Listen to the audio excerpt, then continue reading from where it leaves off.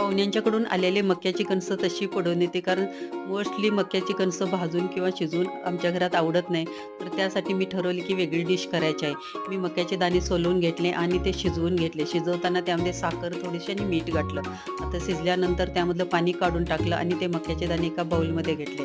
त्यामध्ये थोडंसं मीठ घातलं परत एकदा, थोडंसं लाल तिखट घातलं, धनेपूड घातलं, मिरेपूड घातलं, चाट मसाला घातला, कोथिंबीर घातली आणि थोडीशी साखर घातली वरून. आणि आता हे चाट तयार आहे. लिंबू पिळला आणि वरून भरपूर अशी शेव घातली. आता हे ॲक्च्युली चाट तयार आहे खायला. तुम्ही पुण्याला गेला तर पुण्याला हे चाट असं मिळतं. पण चिंचेच्या चटणीशिवाय चाट अधूर आहे. मला चिंचेची चटणी खूप आवडते. म्हणून मी आता वरून चिंचेची चटणी घातली आणि चिंचेची चटणी घातल्यानंतर त्या चाटला अप्रतिम अशी टेस्ट आली आणि खूप टेस्टी हे चाट तयार होतंय. तुम्ही निश्चित करून बघा. तुमच्या मुलांना निश्चित हे करून घाला आणि कमेंटमध्ये जरूर कळवा. सबस्क्राईब करा.